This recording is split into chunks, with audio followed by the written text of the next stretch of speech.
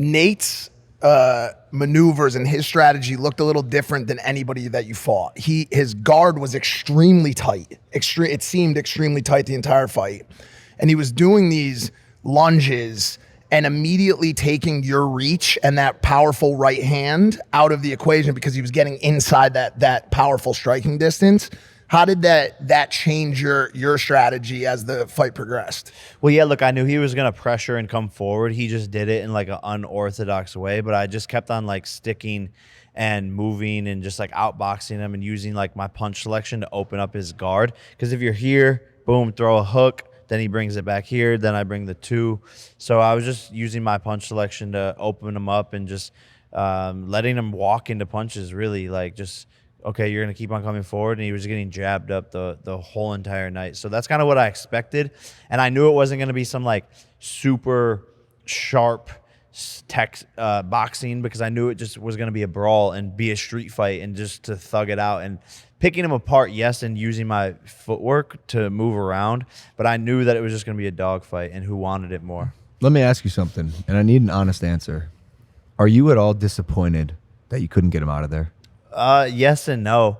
I think when I heard him in the first round, that's why I turned it up on him. I saw he was hurt. I heard him to the body, then hit him with a hook all at once. So he went, and I was like, oh, he's hurt.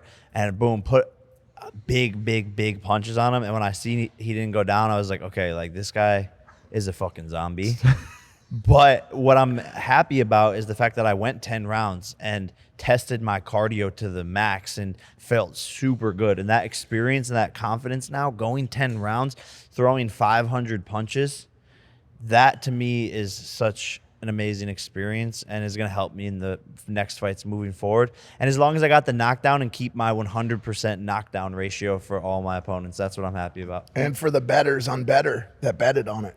Well, 100%. It was the second most betted fight in the history of boxing. He was doing some dumb shit. Did that throw off your approach at all? No, not at all. Not at all. Like it was actually detrimental to him because anytime he like had momentum, he kind of would like stop to troll, and it kind of like ruined it. But I realized in the 6th round that he was doing it like just to take a break. And as soon as he started doing it, after that, I jumped on him every single time and hit him with big shots. Dad was pissed that you weren't doing that before. There were some moments where he was turned to the side, and I was like, bro, he could kill him right now. Yeah, but also some of the moments that he was trolling, I was like, okay, I'm going to take a breath right now. I'm going to take like a breath or two. So, and by the way, it's like being ready for a whole 10-round fight. I'm winning the rounds.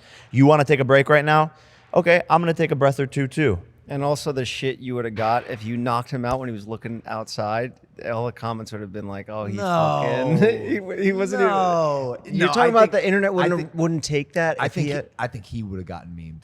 That's like that's what I'm saying. When cocky fighting goes wrong, and Nate Diaz is doing his thing. Oh yeah. And I thought you almost did it a couple times when you jumped on him and hurt him. He really is a zombie, Jake. When you were punching him square in the face, few clean uppercuts, were you demotivated at all that he wasn't going down? I just couldn't believe how much damage he was taking, and especially to the body, bro. Anytime I would hit him to the body, he'd be like, ugh!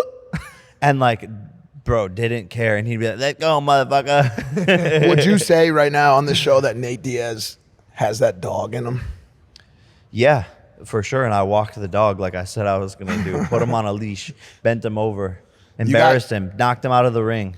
And it's fun in games and stuff, and like after he's acting all nonchalant and people are like, oh, he didn't care to be in there, he was just there for the check. Like, shut the fuck up, you stupid people. Of course he wants to win a fight. Of course he goes to win every single fight. He's in there talking shit the day before, saying I can't fight, and I bent him over on the ground, embarrassed him, put him on the canvas, and now he's still like talking shit, saying all of these things, blah blah blah, acting like he doesn't care, because of course that's how he's gonna play it. He's gonna act like he doesn't care, but really I embarrassed him. I embarrassed the legend. Is that why you're still going so hard on him? Like, it sounds like you're still kind of angry, because I thought after the fight you're supposed to be cool and stuff. We even got to see real Nate in the ring afterwards when your cameraman fought the DAZN cameraman.